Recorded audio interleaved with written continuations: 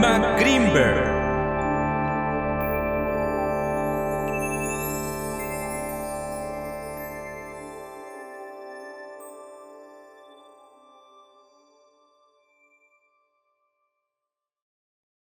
Hoy te presento Matar a la muerte. El testimonio más exhaustivo sobre Pachita, la santa, como la llama Jacobo Grimberg, aunque esta replica: Yo no soy una santa. Mírame más jodida que tú y yo juntos.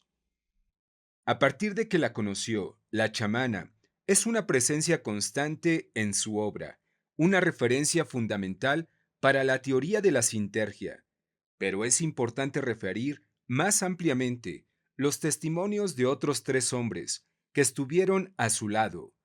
Maurice Cocagnac, fraile dominico y lexicógrafo bíblico que llegó a México al final de la década de los 70, acompañando a un amigo gravemente enfermo de cáncer. Carlos Castaneda, quien asistió al menos a una sesión de operaciones de Pachita y, sorprendido, se la cuenta a don Juan para que éste le dé su opinión sobre lo que sucedía. Y Alejandro Jodorowsky, quien asistió a sus intervenciones durante 3 años, los días viernes, y que escribe su experiencia, primero como ayudante y luego como operado.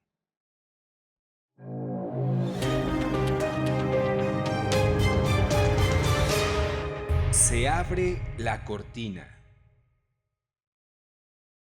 La sala de operaciones, el quirófano, el espacio ritual, el tecatl, la piedra sacrificial, como prefiera llamársele, está fijo en los siguientes cuadros. Cocagnac.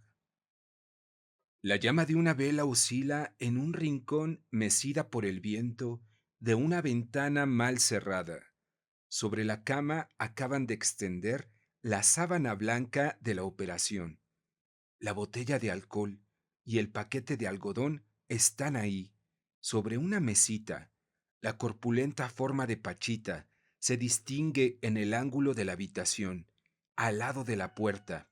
Se estremece y pone en movimiento las campanillas de su sobrepelliz chamánica. La temblorosa candela proyecta a los asistentes contra las paredes y los hace bailar. Jodorowsky. La puerta estaba entreabierta. No se escuchaban voces ni pasos. El lugar estaba vacío.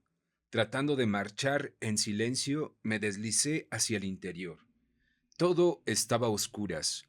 Las ventanas habían sido cubiertas con frazadas. Tratando de no tropezar con algún mueble, llegué al salón. 3 velas otorgaban un poco de luz a la penumbra. En el suelo yacían varios cuerpos envueltos en sábanas ensangrentadas. Junto a ellos, de rodillas, mujeres y hombres rezaban acompañándolos. Cómodamente sentada en un sillón estaba la vieja, limpiándose la sangre de las manos. Pachita me estaba esperando. El pequeño apartamento parecía un autobús repleto. Había por lo menos 40 enfermos, algunos con muletas, otros en sillas de ruedas. Me pidió que la siguiera a un pequeño cuarto donde solo colgaba un cromo representando a Cuauhtémoc. Se colocó una túnica amarilla, impregnada de coágulos de sangre entre la pedrería y los diseños indios que la llenaban. Grimberg. Me introducen en un garage lleno de macetas colgantes de un techo. Siento que penetro en filas de dolientes esperanzados. Espero y veo caras. Una niña de ojos brillantes, incapaz de hablar, caminar o pensar, sonríe milagrosamente. Una pequeña antesala, resguardada del cuarto de trabajo del hermano, y por una cortina, me dio la bienvenida.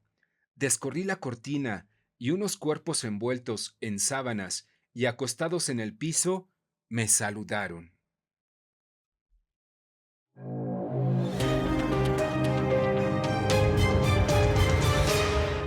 El golpe del brujo. En la sala de operaciones, El Tecatl. Los participantes ven, huelen, olores de estómagos descompuestos y entrañas podridas. Y oyen lo mismo. Los ayes de dolor, el sonido del cuchillo y a veces una sierra de plomero, abrir la piel y los huesos. Pero un efecto inicial y que acompaña toda la acción, el golpe del brujo, como lo nombra don Juan a Castaneda, es el que produce la túnica de Pachita, un autor, investigador de los ambientes acústicos prehispánicos. Recopila una numerosa lista de palabras nahuas para nombrar los distintos tipos de serpientes. Porque al ser Coatlicue la máxima deidad femenina del mundo mexica, se consideró que su principal atributo, vestir una falda de serpientes de cascabel, debería considerarse que este reptil es el artefacto sonoro dancístico por excelencia. Imaginemos cómo pudo haber sonado en la realidad o la imaginación de los nahuas la falda de esa portentosa diosa al caminar hacia el centro del espacio ritual. Todos los participantes ven lo mismo, huelen lo mismo, tocan lo mismo, oyen lo mismo, pues ellos, los ayudantes, desnudan la parte del cuerpo que se intervendrá, ponen algodones alrededor, empapan la parte operada con alcohol, lo que crea una atmósfera hospitalaria. Colocan sus manos en la herida para cerrarla y vendan a la víctima, al paciente, al enfermo, como quiera llamársele. Lo envuelven en una sábana y lo cargan al espacio de recuperación, simplemente en el suelo de la habitación continua. Una escena particularmente intensa la narra el protagonista de una operación, el propio Jodorowsky. En una ocasión iba acompañado de una bella mujer en un restaurante de la avenida Insurgentes, cuando se le acercó un hombre que dijo llamarse Carlos Castaneda, ser su admirador y desear gustoso hablar con él. Es un relato delicioso en la Danza de la Realidad. Se citan en el hotel de Castaneda y se encuentran conversando sobre la posibilidad de una colaboración para filmar una película con brujos reales, cuando repentinamente Castaneda es atacado por un dolor de estómago y una diarrea fulminante. Se despiden apresuradamente. A partir de ese día, Jodorowsky sufre un intenso dolor en el hígado. Como ya operaba con Pachita, le declara su dolencia.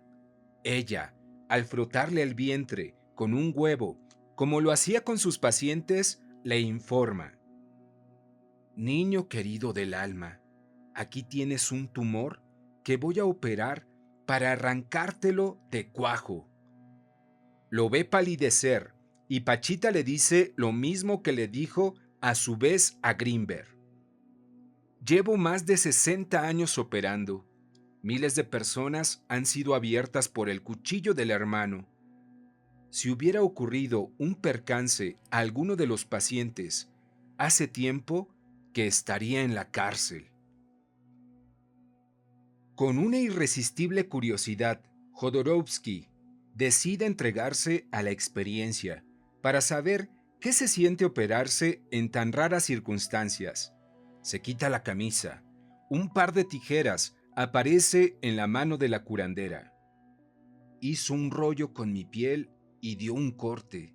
Oí el ruido de las 2 hojas de acero. Comenzó el horror. Aquello no era teatro. Sentí el dolor que siente una persona al que le cortan la carne con unas tijeras. Corría la sangre y pensé que me moría.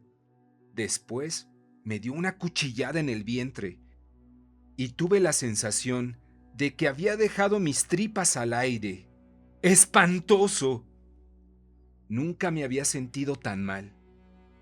Durante unos minutos que me parecieron eternos, sufrí atrozmente y me quedé blanco. Pachita me hizo una transfusión. A medida que escupía su extraño líquido rojo por el tubo de plástico que me había embutido en las muñecas, sentí poco a poco que me invadía un agradable calor. Después levantó mi hígado sangrante y comenzó a tirar de una excrescencia que tenía. «Vamos a arrancarlo de raíz». Y yo padecí, aparte del olor a sangre y de la horrorosa visión de la víscera granate, el dolor más grande que había sentido en mi vida. Chillé sin pudor. Dio el último tirón. Me mostró un pedazo de materia que parecía moverse como un sapo. La hizo envolver en papel negro, me colocó el hígado en su sitio, me pasó las manos por el vientre cerrando la herida y al momento desapareció el dolor. Me vendaron, me envolvieron en la sábana, me llevaron al salón y me acostaron entre los otros operados. Allí me quedé inmóvil 1 hora, feliz de estar vivo. Pachita, limpiándose la sangre, se arrodilló junto a mí, me tomó las manos y me preguntó cómo me llamaba.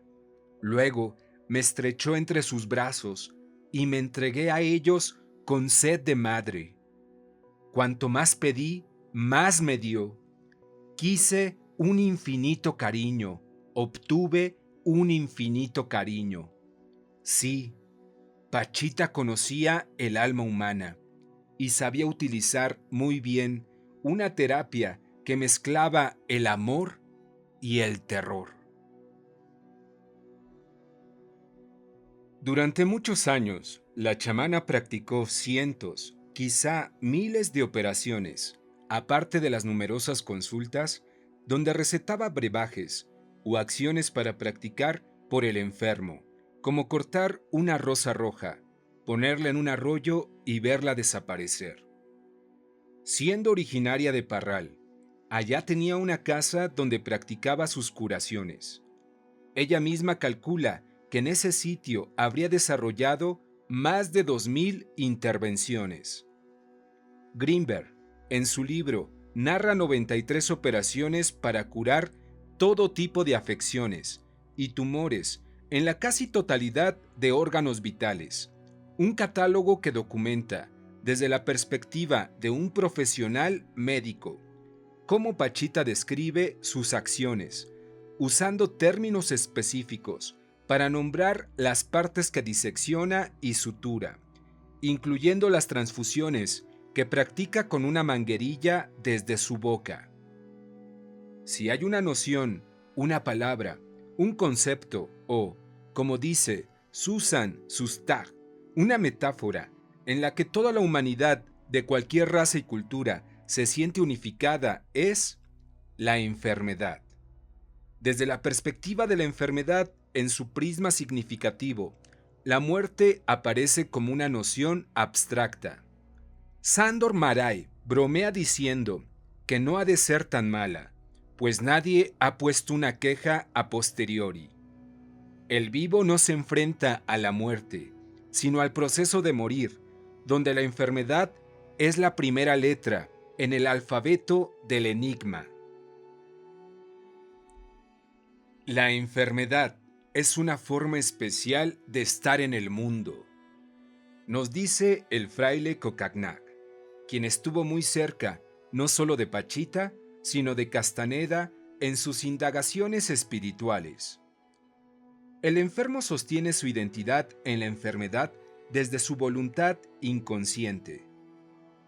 El ser humano mezcla, con el instinto de supervivencia, fantasmas de eternidad temporal que suscitan un irresistible deseo de prolongar indefinidamente su armazón, comenta el dominico. En cualquier caso, hay una diferencia de dimensión entre lo que se llama primitivo y lo que se llama civilizado. El indio gravemente herido pide a su curandero algunos años de remisión para asumir sus responsabilidades familiares, mientras que el ciudadano moderno pide a su médico que le mantenga en vida, cueste lo que cueste, el mayor tiempo posible. ¿Quiénes llegaban a la sala de operaciones de Pachita? Enfermos de todo tipo, y de todas clases y estratos sociales, entre ellos muchísimos desahuciados por los médicos. El espectro de personalidades que arribaban al Tecatl, el espacio del sacrificio, van a vivir no solamente el miedo inicial de estar en este territorio maloliente y ensangrentado, donde planea un cuchillo, sino el terror que implica la ejecución misma, el dolor de ser atravesado por una hoja metálica con un mango forrado con una cinta de electricista. La existencia de Pachita, no obstante las multitudes que pasaron por sus manos o escucharon sus indicaciones y consejos, trasciende hasta nosotros en la palabra creadora, como la nombra Cocagnac, y que son los testimonios de estos autores, pues ella porta un mensaje en sus atributos simbólicos, en su lenguaje maternal y en sus acciones quirúrgicas. En las casi 100 operaciones que narra Greenberg, vemos la enfermedad y el accidente en sus presentaciones más extremas. Una niña sobreanestesiada, un muchacho que recibió un impacto en la médula espinal y quedó paralítico, un anciano con el esófago cerrado, una niña con parálisis y una ruptura vertebral con sección medular, una mujer necesitada de un injerto de vejiga, una mujer con cáncer en las fosas nasales, una señora que requería un riñón de trasplante. A muchos la santa les pide llegar con el órgano correspondiente, comprado en algún anfiteatro.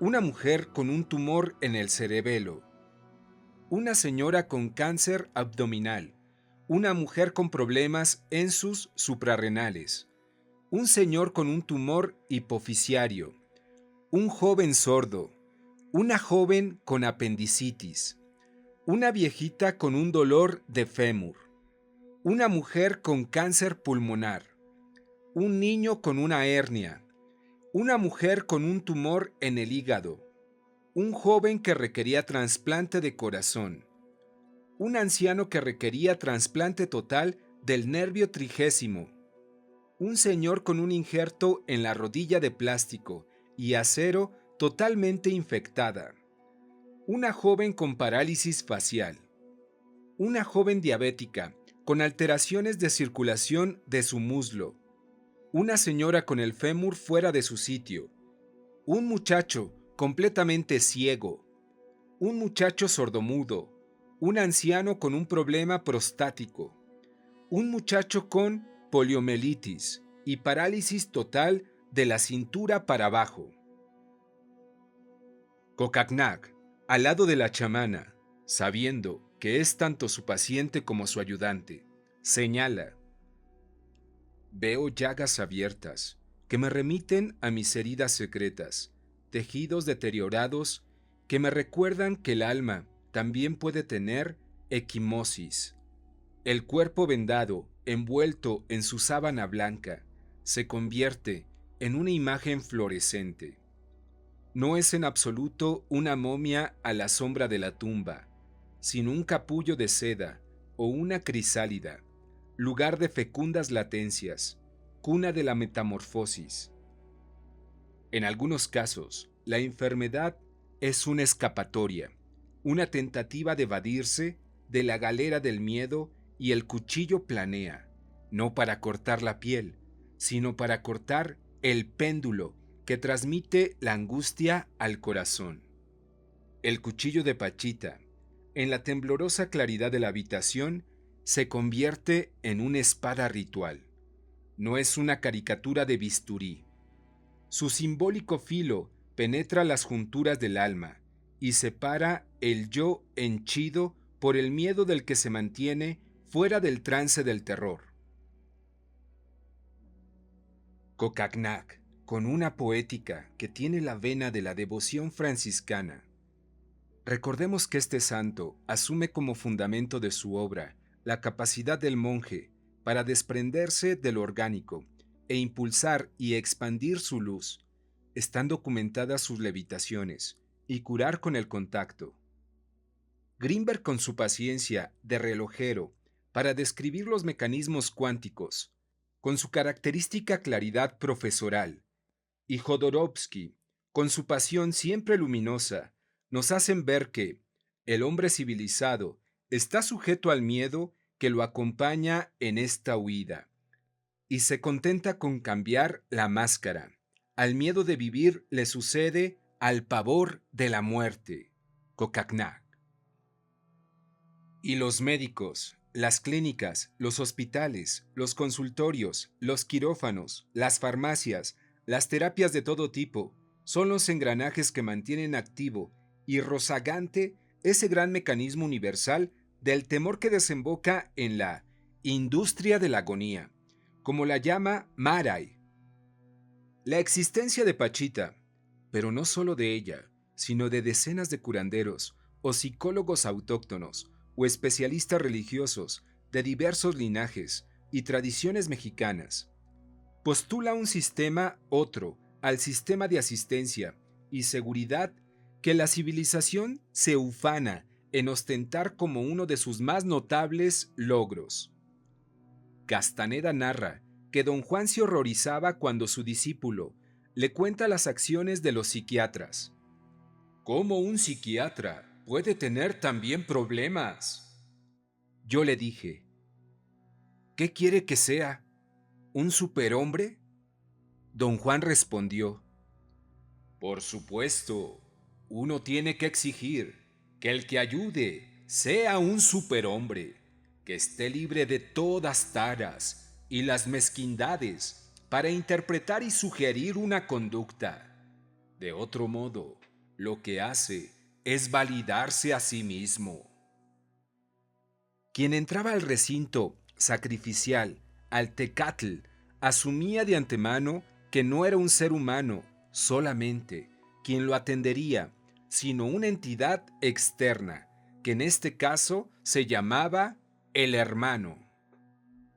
Castaneda, al narrarle las escenas del Tecatl a don Juan, registra desde la perspectiva del chamán yaqui lo que allí sucedía, quien lo nombra el golpe del brujo.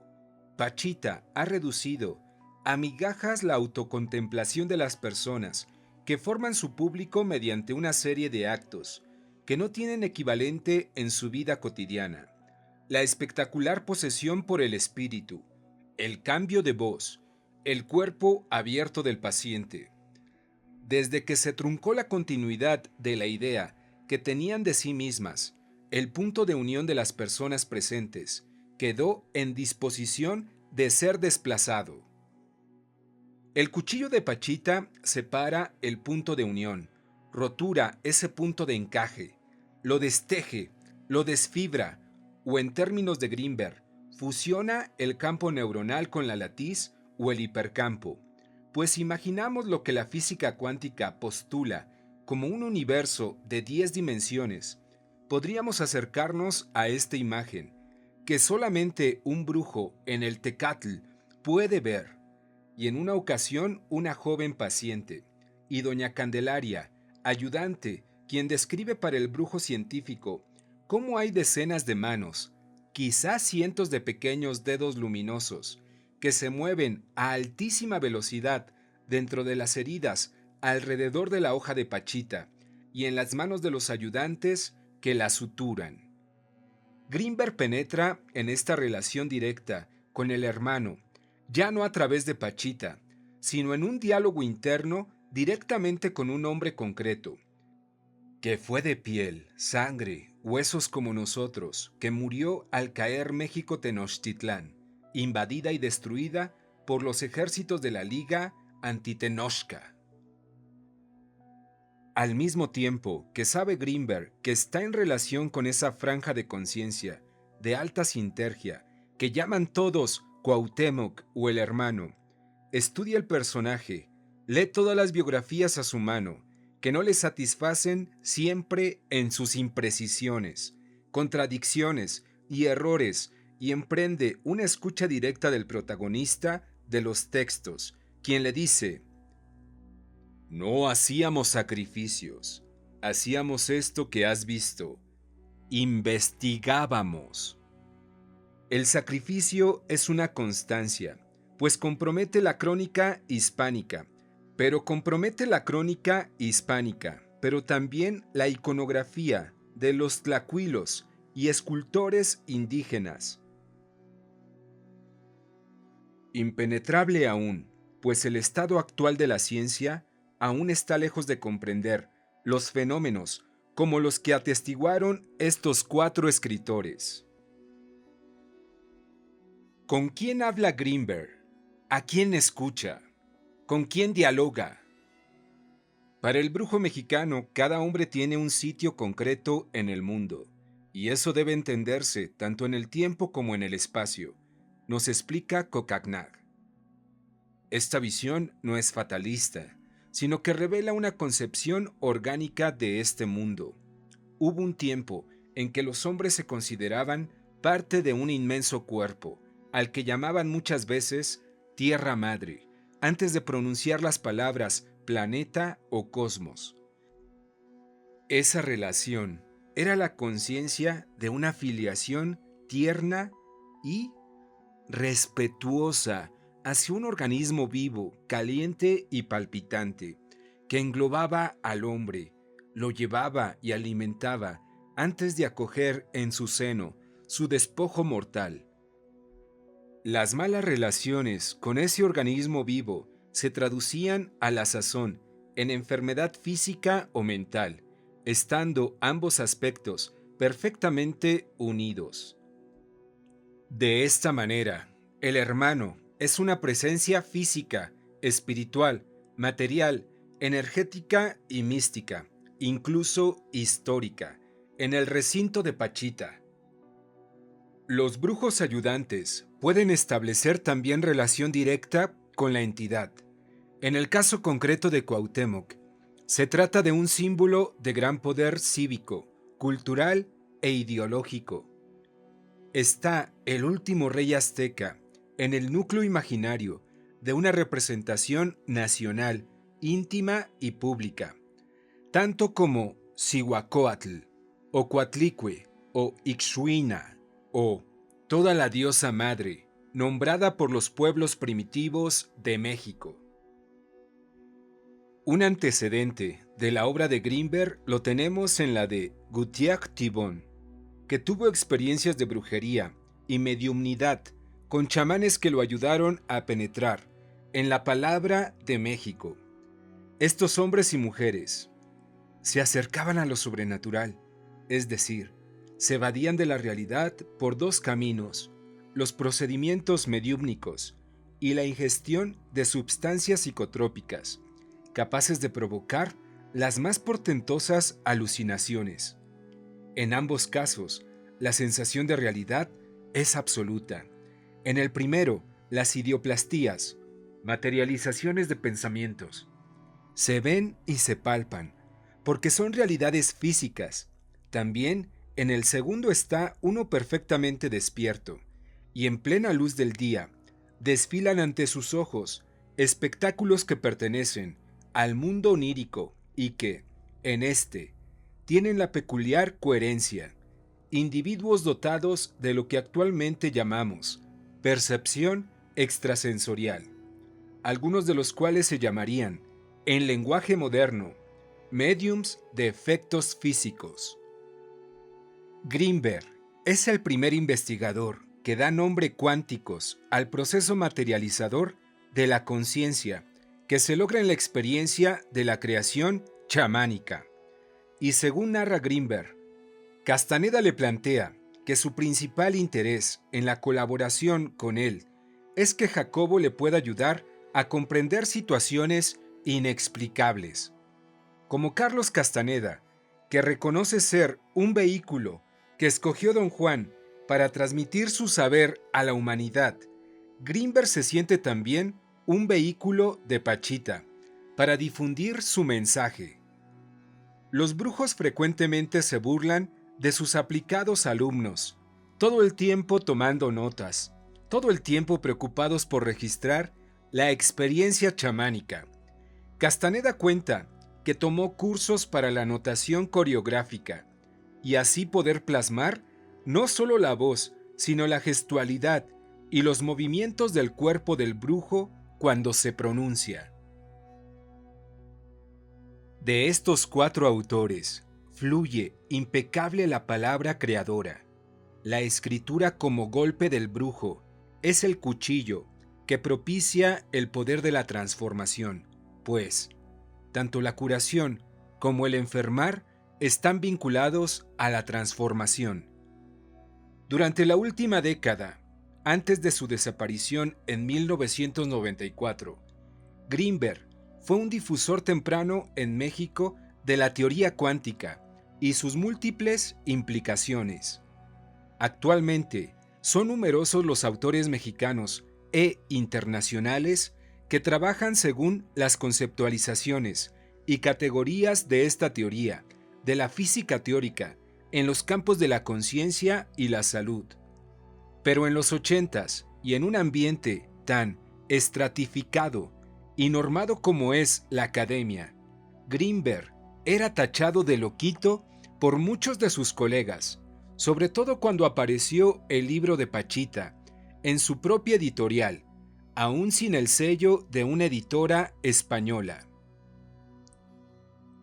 Greenberg no es un profesor solamente que puede exponer la teoría de que la propia observación crea la realidad física observada, que la observación de un objeto puede influir instantáneamente en el comportamiento de otro objeto muy distante, sin que estén conectados por ninguna fuerza física, que la observación misma de la posición de un objeto causa su presencia ahí, que cada partícula es lo que es porque todas las demás partículas existen a su vez, que la materia puede convertir su masa en radiación y transformarse en energía pura incorpórea, que todas las mentes son parte de un sistema único.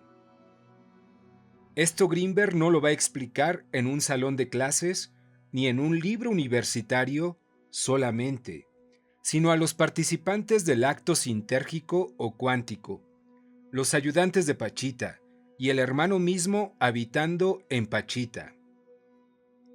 Sé que Cuauhtémoc y Pachita son 2 entidades separadas en el nivel de la conciencia, pero unidas en el nivel del ser.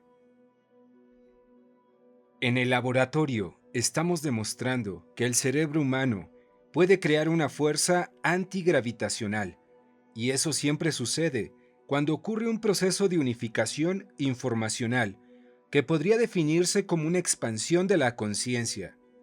Hemos visto que existen niveles ascendentes de concentración informacional y que tanto el cerebro como el espacio están organizados en forma convergente, de tal forma que se puede concebir la existencia de puntos infinitesimales conteniendo la información total del universo.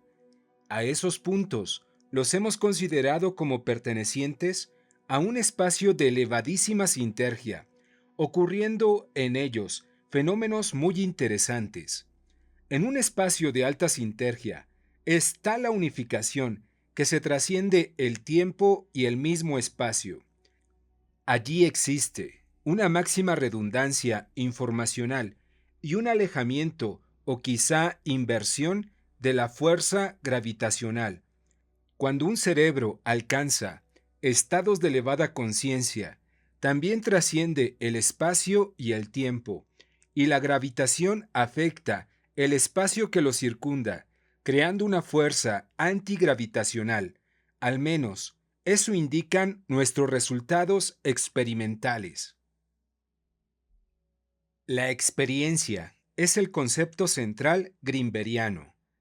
2 profesores de la teoría física exponen que una teoría de la conciencia debería tomar la experiencia como entidad primaria. De ahí que una de las aportaciones fundamentales de Greenberg sea documentar la creación de la experiencia chamánica, por primera vez en la teoría cuántica. El escritor de Cocagnac, dictado por Pachita, en Sueño lúcido, describe el alma como un ligamento, Es un conjunto de fibras independientes, demasiado independientes. Las fibras del alma pueden desfibrarse, como las de la madera, como las de una gavilla cuando se corta la cuerda. Cada fibra estira por su lado, y a cada fibra la estiran fuerzas que nos superan.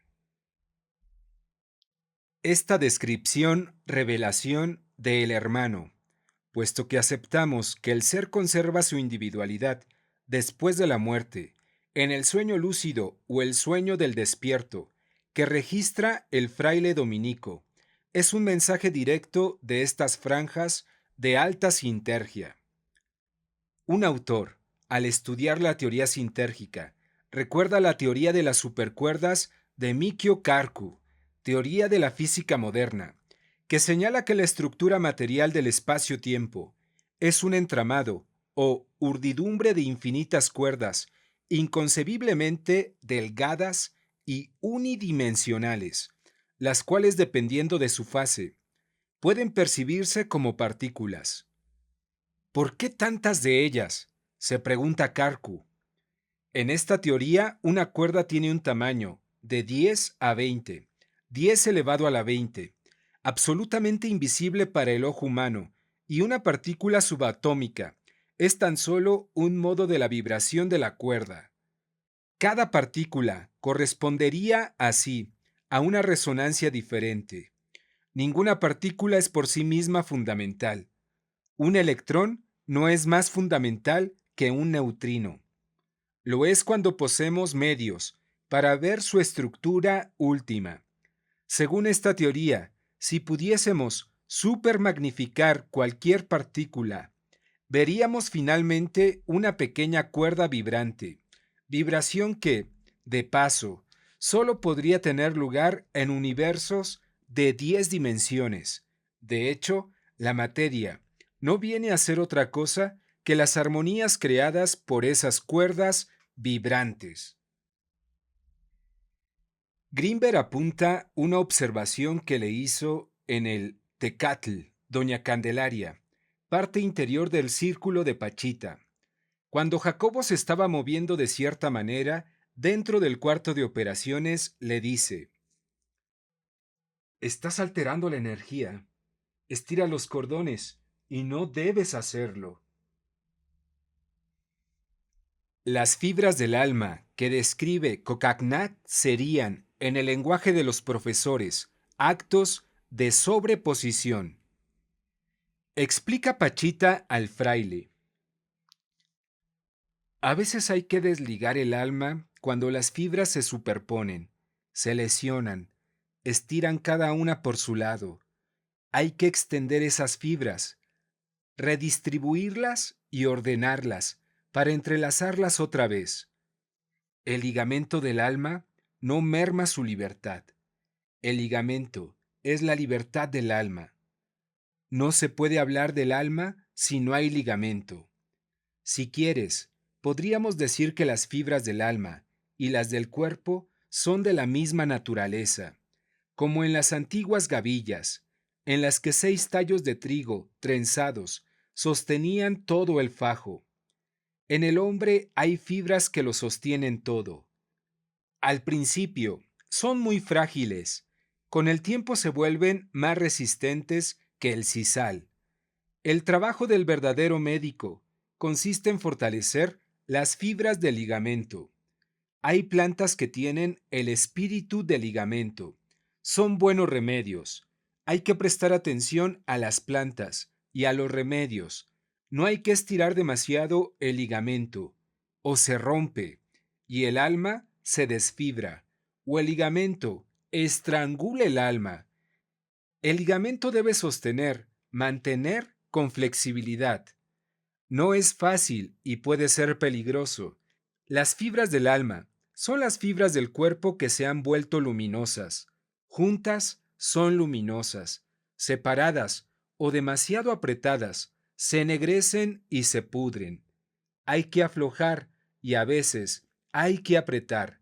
Eso es la salud. Es morir guardando bien apretadas las fibras luminosas. Se puede vivir medio muerto, con las fibras ennegrecidas, por aflojar o apretar demasiado. El verdadero médico ayuda al hombre a desenvolverse.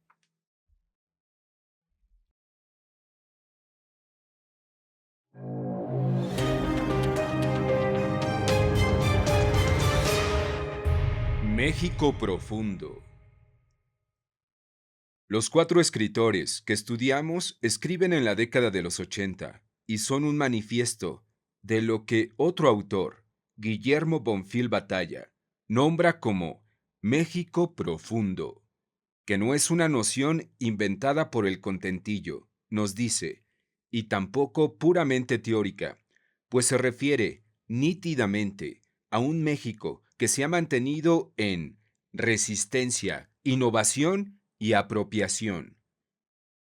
Es la hora en que el México imaginario, el de los movimientos de la cultura occidental, del dinero para pocos y de la desigualdad, pobreza y miseria para la mayoría, no reconoce los derechos en la constitución de las ancestrales culturas mesoamericanas, que nos otorgan, sin embargo, los elementos más profundos de una identidad y carácter nacional o histórico, las hondas raíces psíquicas, donde los mestizos nos situamos ante el enigma que describió Luis Villoro al comenzar la década de los 50.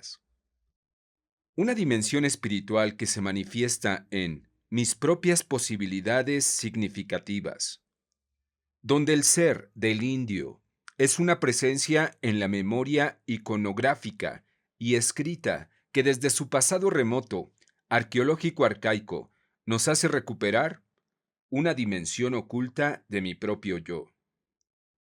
Es ese sentimiento que Alfonso Reyes describe. No tenemos una representación moral del mundo precortesiano, sino solo una visión fragmentaria, sin más valor que la que inspira la curiosidad y la arqueología, un pasado absoluto.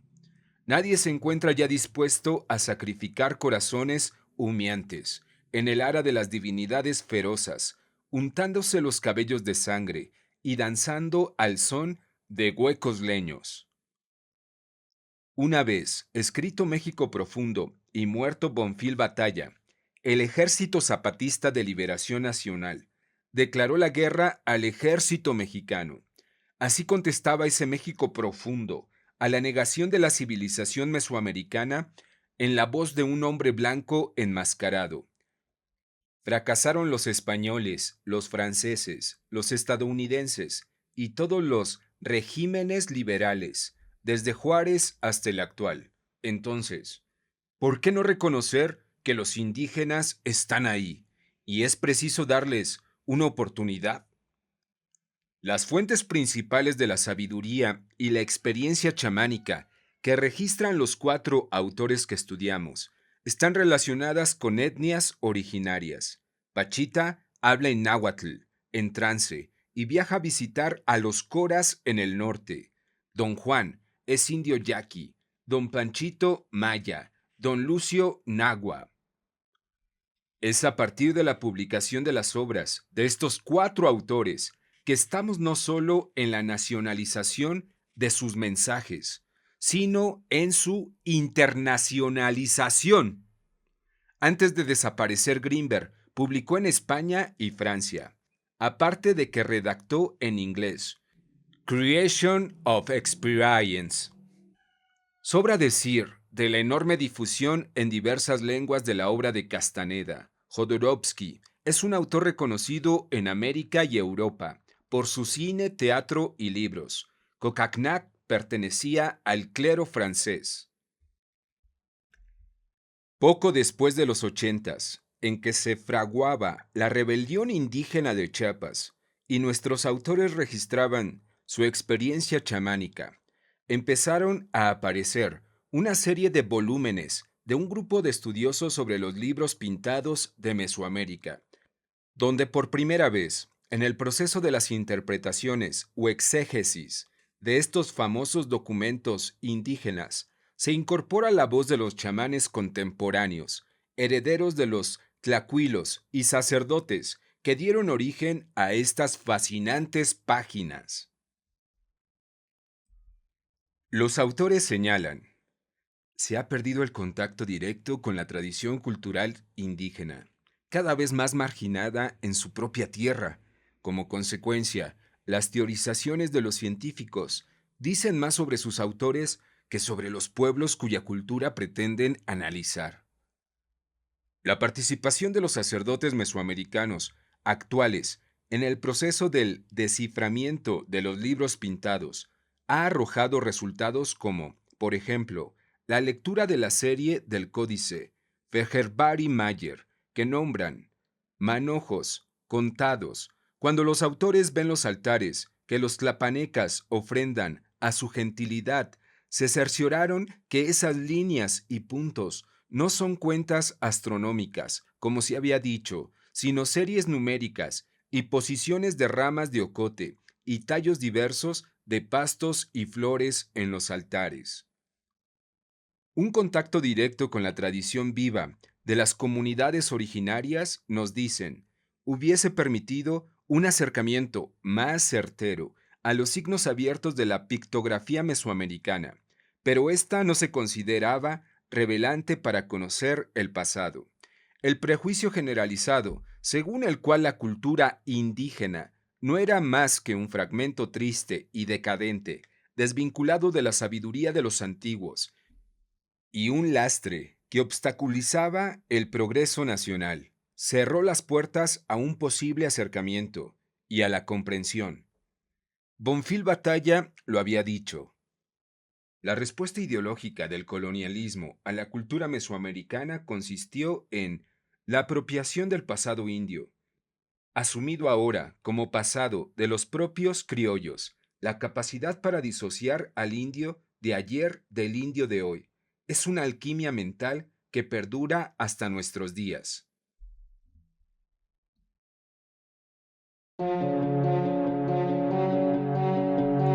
Muchas gracias por tu visita.